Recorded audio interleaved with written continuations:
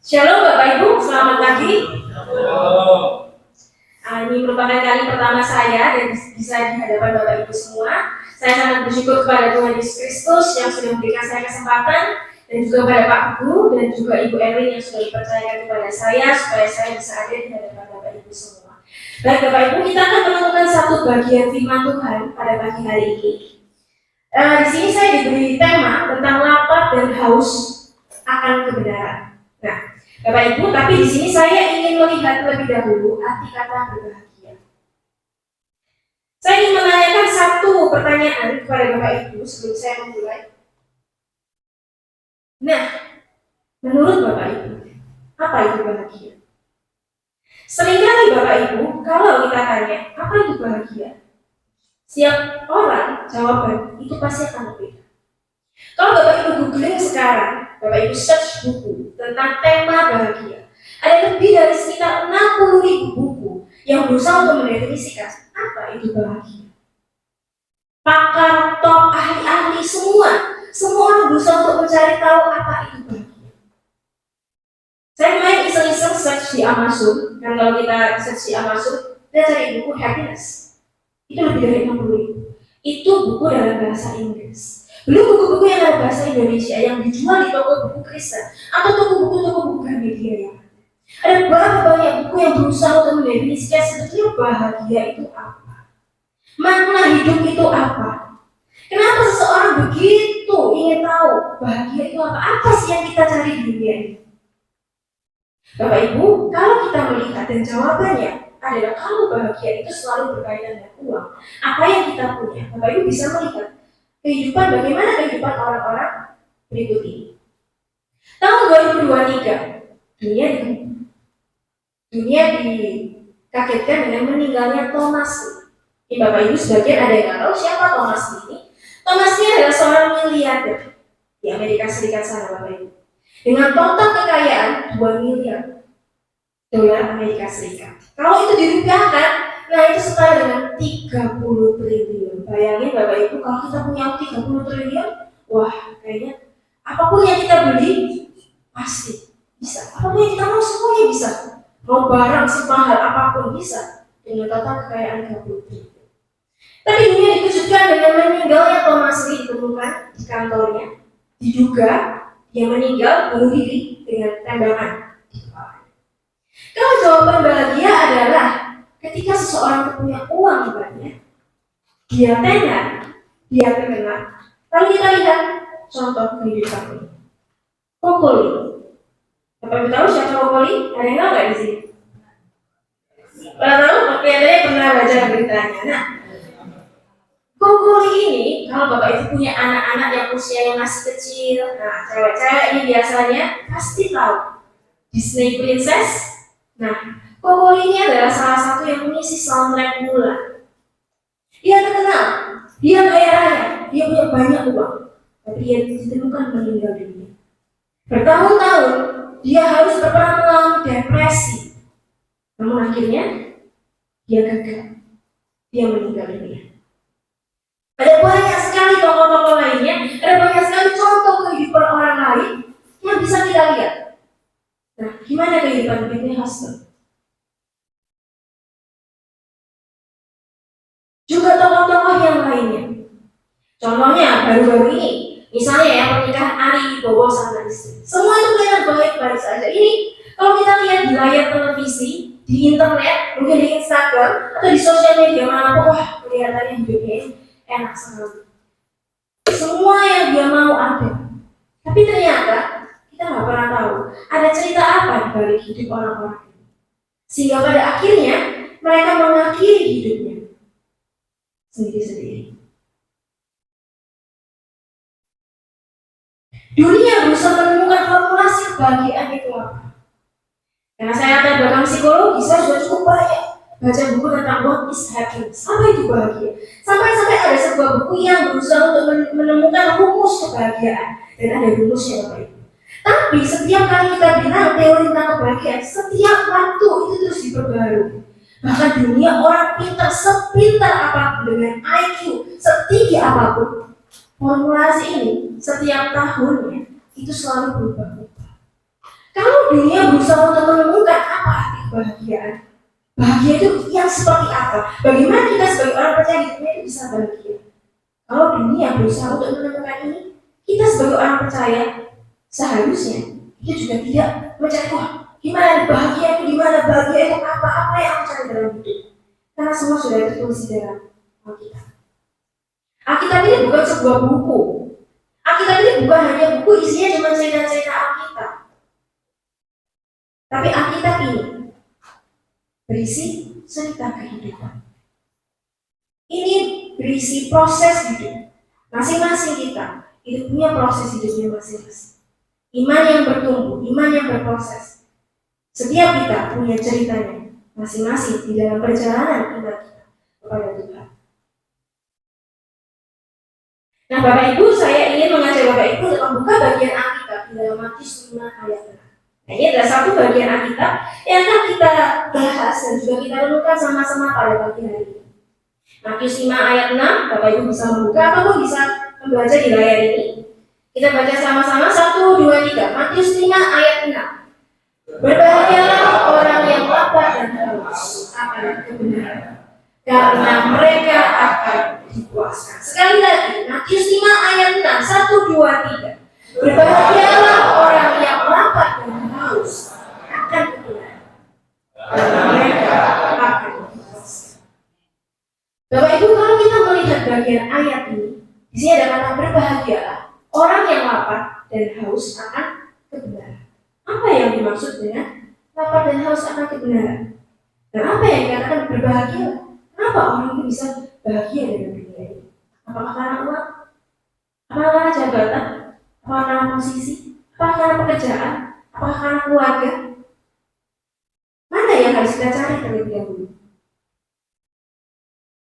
Nah, kalau kita melihat tadi, bagian yang tadi, yang pertama, orang yang bisa bahagia adalah orang yang satu, dia lapar akan kebenaran.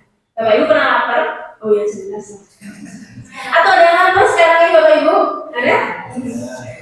Ada yang lapar nggak? Oh jelas. Orang baru bangun pagi langsung ke sini, belum makan, langsung gajah berat, langsung aja. Orang yang berbahagia, yang pertama adalah orang yang lapar akan kebenaran. Bapak Ibu, lapar itu adalah kebutuhan biologis kita sebagai seorang manusia. Kita pasti lapar. Bapak Ibu pernah nggak diet? Kalau ibu-ibu biasanya diet. Intermittent fasting atau mencoba, aduh kayaknya kok pagi siang sore malam coba 12 malam aku masak Indomie. Waduh nggak boleh. Aku harus tahan keinginan itu.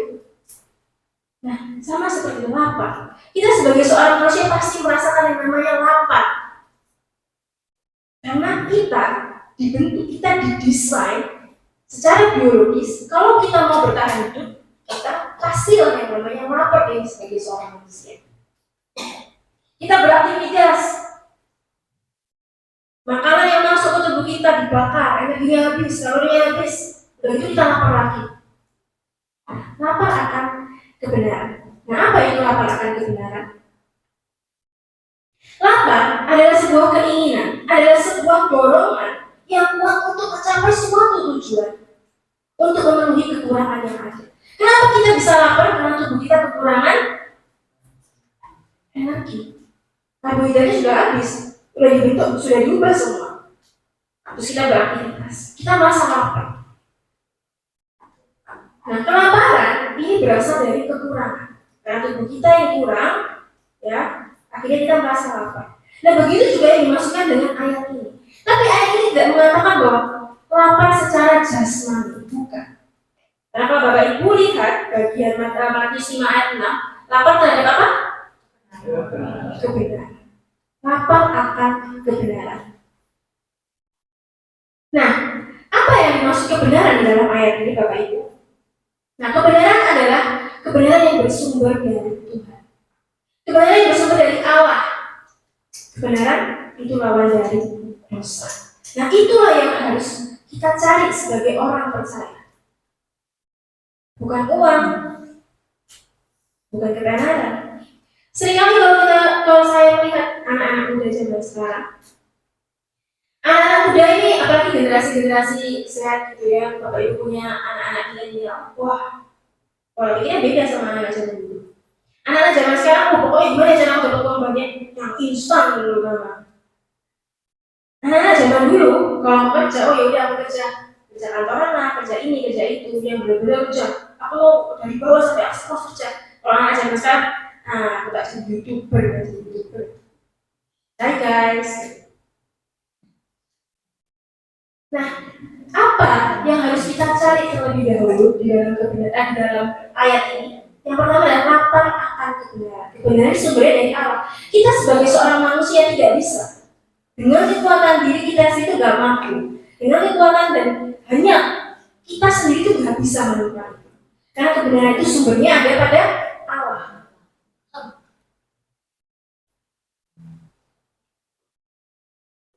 Nah, kenapa orang percaya harus lapar dulu? Kenapa? Kenapa ayat ini mengatakan berbahagia orang yang lapar dan haus akan kebenaran? Kenapa harus lapar dulu? Kenapa harus lapar dulu, Bapak Ibu? Nah, Bapak Ibu, kita sebagai manusia, misalnya kita nggak lapar, di depan kita ada makanan. Kita lagi kenyang, di depan kita ada makanan. Kita akan makan, karena kita nggak pengen makan. Ada yang mungkin makan, dan ada yang mungkin enggak. Kenapa? Karena tidak ada dorongan untuk makan, tidak ada keinginan untuk makan. Ingin itu tidak ada, mau itu enggak ada. Itulah kenapa. Kenapa orang percaya itu harus lapar dulu? Kalau dia lapar, ada dorongan itu. Dia tahu aku butuh itu. Dia tahu aku butuh kebenaran itu. Maka dia cari. Gimana caranya? Aku harus lapar dulu. Aku harus lapar sama kebenaran.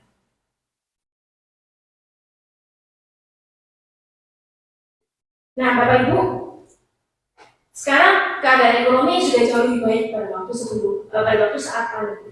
Nah, tapi meskipun begitu, ada banyak sekali orang-orang.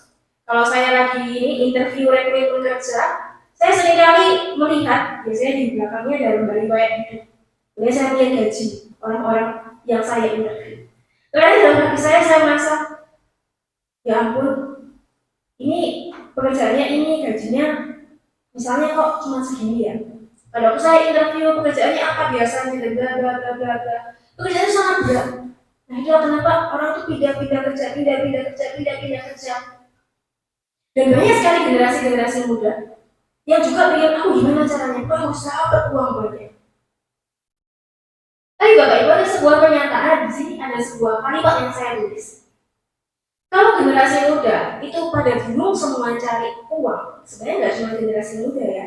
Kita sebagai orang dewasa pun, kita mengakui kita perlu uang untuk hidup. Kita perlu uang untuk hidup. Tapi apakah uang itu jadi prioritas dalam hidup kita? Ada sebuah pernyataan yang saya tulis di sini. Yang dulu hanya mimpi, sekarang sudah dibuat. Yang dulu aku merasa itu pengen banget beli, kita nggak punya uang. Tapi ketika usia sudah semakin besar, sudah tambah dewasa, kita bisa beli. Kita bisa beli yang kita mau. Dulu pengen itu, pengen ini, sekarang bisa beli semuanya. Tetapi sungguh tidak peduli apapun yang seorang miliki, harta, tahta, wanita, tidak akan membuat seseorang itu bahagia. Karena setelah semuanya ada, hatinya merana. Banyak sekali orang yang punya segalanya, tapi hatinya hampa. Hatinya merana. Semakin lama semakin terasa hampa, dan dia merasa jerih payahku selama ini, aku kerja begitu mati-matian, itu sebenarnya buat apa? Dan kemudian muncul pertanyaan, buat apa sih aku hidup? Tujuan hidupku itu apa? Makna hidupku itu apa? Ketika saya ngobrol dengan anak-anak muda, entah itu ketika saya bekerja, mereka selalu bilang dan selalu bertanya seperti ini, Bu, sebenarnya buat apa sih kita hidup? Ngapain kita kuliah? Buat apa kita hidup? Oh hidup ya cuma gini-gini aja. Hidup cuma gini-gini aja. Apa tujuan hidup kita? Apa makna hidup kita?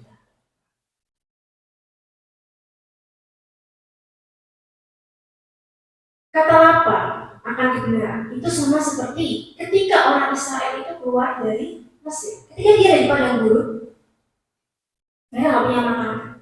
Mereka kelaparan, sangat merasa lapar. Tapi kemudian Allah menurunkan apa? Mana? Supaya mereka bisa makan.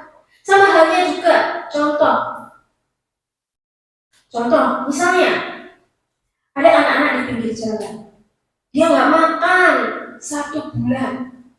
cuma minum doang, atau berhari-hari makannya itu cuma nasinya tapi nasi yang nasi sisa dan nasi yang terkadang nasi basi. Nah kemudian ada seorang, ini orang kaya raya, orang sangat dermawan, dia datang membawakan nasi, makan ayam goreng. Wah, anak yang lapar ini, dia akan merasa sangat senang. Nah yang dimaksudkan lapar akan kebenaran di sini, sama seperti ketika seorang anak itu, dia lapar, dia belum makan sama sekali. Tapi ingat, bagian ini tidak mengatakan lapar secara jasmani. Bukan hanya soal roti, nasi, ayam goreng, indomie, bukan. Tapi lapar terhadap kebenaran firman Tuhan. Lapar terhadap apa itu kebenaran firman Tuhan. Memang akan membuat setiap orang dapat bertahan hidup. Karena kita memang dibuat seperti itu, didesain seperti itu, secara biologis. Namun makanan rohani membuat setiap orang dapat hidup dalam damai. Ketika kita mencari kebenaran terlebih dahulu, ketika kita mencari kebenaran Allah terlebih dahulu, nanti kita akan melihat di akhir pembahasan ayat ini. Kenapa? Apa yang akan kita dapatkan? Kalau kita lapar, kalau kita haus sama kebenaran firman Tuhan.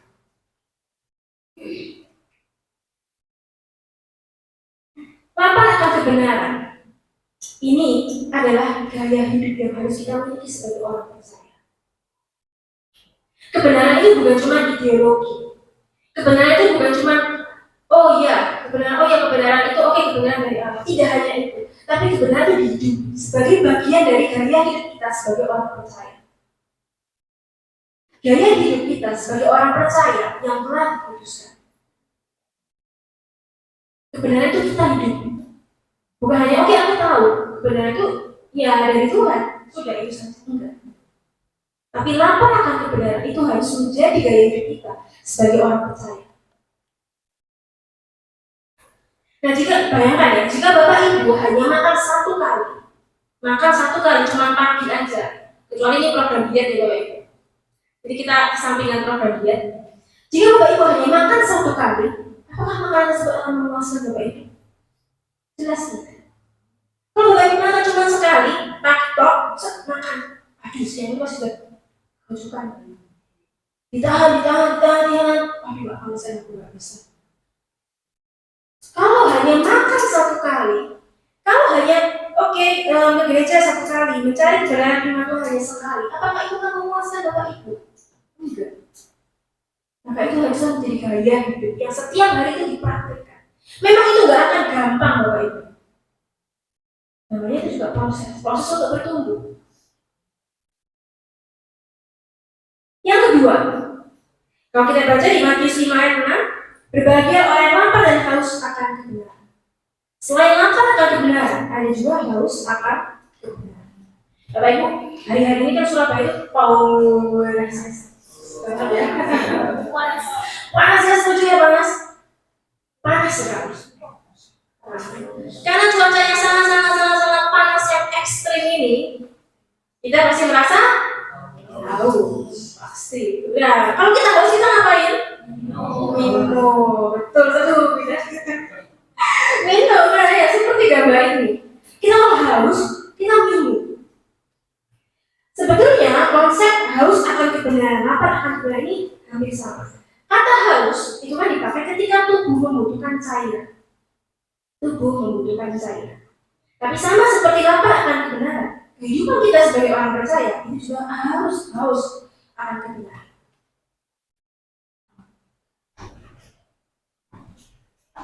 Matius 5 tadi, berbahagialah orang yang lapar dan haus akan kebenaran, dan mereka akan dipuaskan. Haus akan kebenaran. Nah,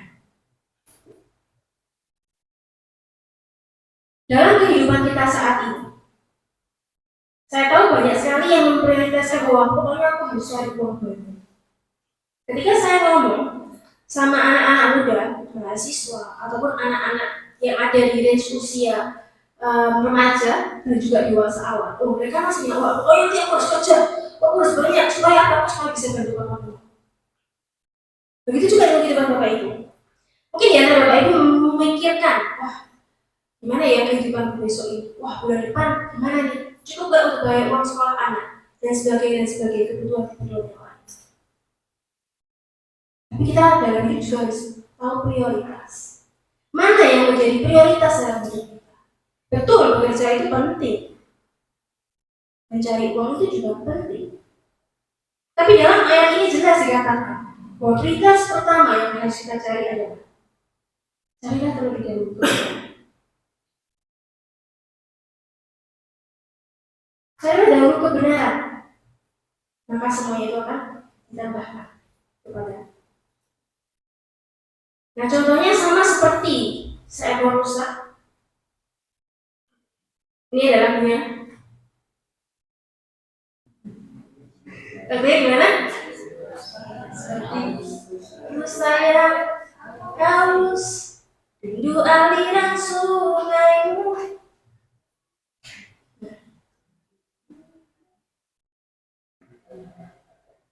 Mazmur 42 ayat 2 menuliskan. Pada waktu Daud menuliskan, Tuhan, aku haus akan Engkau. Dan begitu juga seharusnya sikap hidup kita. Lapar dan haus akan kebenaran. Tapi kalau kita tidak menyadari kebutuhan itu, kita tidak menyadari bahwa kita harus cari tahu kebenaran, kita harus mencari Allah, kita harus mencari Tuhan, maka ya kita akan mencari lapar dan haus bukan pada kebenaran, tapi pada hal yang lain. Lapar dan haus pada uang, lapar dan haus pada apa? Ketenaran, lapar dan haus pada apa? Kepada hal dunia. Yang kemudian ketika semuanya itu kalian sudah dapatkan, Bapak Ibu sudah mendapatkan, Bapak Ibu akan mencari tahu lagi sebenarnya aku hidup itu buat apa. Bapak Ibu, di psikologi, kalau kita bicara tentang teori kebutuhan manusia, dulu yang paling tinggi, piramida yang paling tinggi itu adalah aktualisasi diri. Aktualisasi diri adalah ketika kita berusaha untuk memaksimalkan semua potensi yang kita punya. Kita kerja dengan baik, kita kerja sampai pada jabatan level yang paling atas. Tapi kemudian teori itu tidak bisa. Tahu, dimunculkan satu lagi paling atas piramida itu adalah kebutuhan akan Tuhan. Psikologi adalah sebuah ilmu yang tidak pernah membahas mengenai Tuhan. Tetapi dalam teori-teorinya mereka mengakui bahwa manusia itu perlu Tuhan. Gak bisa hidup tanpa Tuhan.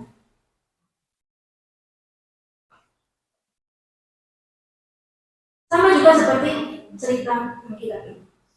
Ketika seorang perempuan ketemu dengan Tuhan Yesus, pada waktu itu dia haus. Lalu Tuhan Yesus bilang apa?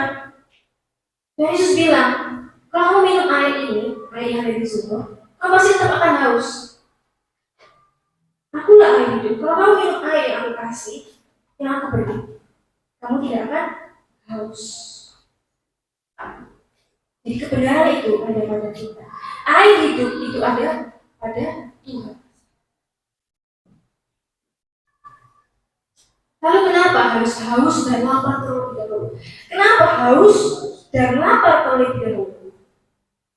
Bapak Ibu, kalau Bapak Ibu punya, ini contoh ya, punya hewan peliharaan, misalnya anjing, kucing, burung atau apapun itu, nanti Bapak Ibu mau pergi, pasti itu semua diisi ya, makanannya diisi, minumnya juga diisi. Tapi apakah Bapak Ibu bisa memaksa hewan peliharaan, hewan kesayangan Bapak Ibu, makan, udah kasih makan cepat, nggak bisa. Mereka hanya bisa makan kalau mereka ingin makan. Makanya tempat makannya diisi sampai penuh, apalagi kalau perginya berhari-hari. Udah terserah nanti makannya mau kapan, pokoknya sudah isi. Begitu juga dengan air minum. Begitu juga dengan ini, firman Tuhan bagian ini. Hanya orang-orang yang lapar dan haus saja, maka dia akan menemukan kebenaran ini. Kalau orang itu tahu dan sadar, tapi kok ini dipaksa tanpa orang itu tahu, menyadari bahwa aku ini perlu, aku ini butuh, ini semua akan percuma.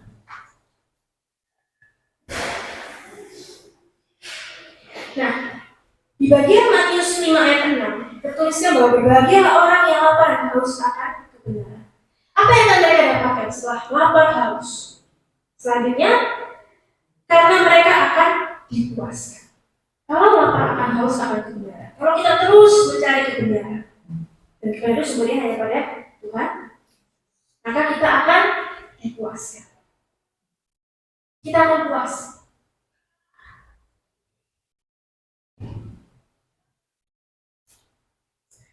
Puas ini apa? Puas ini adalah ketika kita puas, kita kira merasa senang terhadap objek atau keadaan tertentu. Nah, itu artinya. Tapi puas yang dimaksudkan di sini adalah puas secara rohani. Karena kita terus memandang dan melihat Tuhan. Kita memprioritaskan Tuhan dalam hidup. Dalam setiap aktivitas kita, dalam setiap perilaku kita.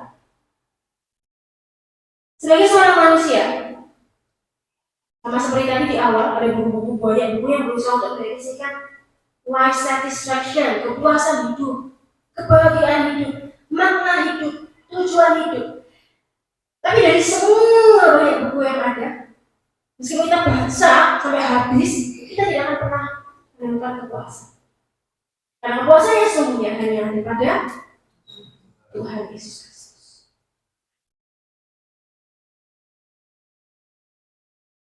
Pemberian kekuasaan itu adalah pemberian dari Tuhan, pekerjaan dari Tuhan. Kita sebagai seorang manusia, tugasnya itu hanya mencari.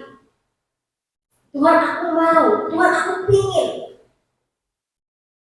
Maka pekerjaan Tuhan adalah nanti Tuhan akan memberikan. Tuhan akan menuntun hidup kita. Nah, contohnya ini. Jadi ada seorang bapak ibu yang pengen beli coklat. Nah, kalau makan pengen beli coklat, kuliah jalan-jalan, wah dia melihat tuh ada toko coklat, pengen beli coklat. Lihat, oh ada toko coklat tuh, wah kita masuk. Loh, padahal tokonya ini isinya apa kira-kira? Baju. Tujuannya benar. Aku pengen beli coklat. Tapi dia datang ke tempat yang tidak memiliki tujuan yang sama. Ya memang betul judulnya coklat, tapi toko-toko ini tidak menjual apa yang dia mau. Dia jualnya baju.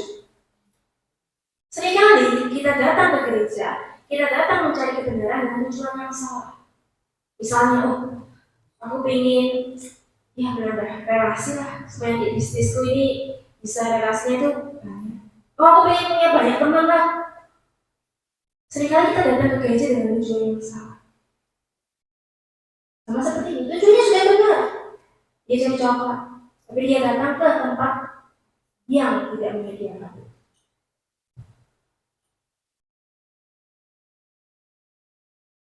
Ini adalah pertanyaan yang bisa Bapak Ibu refleksikan masing-masing. Selama lapar dan hauskah Bapak Ibu akan doa? Selama lapar dan hauskah Bapak Ibu untuk mendalami pelajaran-pelajaran Alkitab, untuk ibadah dan untuk pengajaran dan juga untuk persekutuan.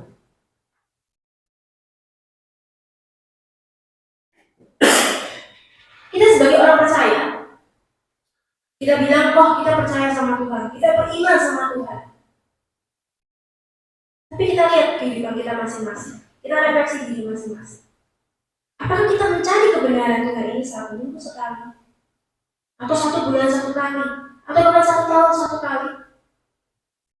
Sebagai orang percaya, kita menurut ayat ini, menurut Matius 5 ayat 6, itu perlu untuk memberi perhatian terhadap kebenaran. Cari kebenaran, haus dan laparlah akan kebenaran. Maka engkau akan dikuasai. Kebenaran harus diberi perhatian, sama seperti kita memberi perhatian pada kebutuhan dasar kita. Kebutuhan biologis kita, aku lapar, wah langsung dikasih makan teratur. Pagi, siang, sore, malam, bahkan ada 1 hari 5 kali makan karena masih lapar. Kalau kita bilang, wah, kalau kita mau sehat, kita harus minum minimal 1 liter. Bayangkan, itu secara jasmani itu sudah diatur sebelum makan minimal 1 hari 3 kali. Minum paling tidak 1 liter. Nah, bagaimana dengan kebutuhan rohani kita? Seringkali kita tidak menyadari itu, kita tidak memprioritaskan itu, kita mengabaikan itu. Jadi Bapak Ibu,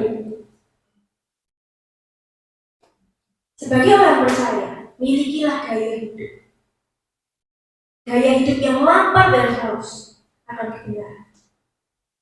Carilah terlebih dahulu kebenaran. Carilah Tuhan, prioritaskan Tuhan. Maka engkau akan dipuaskan. Terima kasih, Tuhan Yesus memberkati.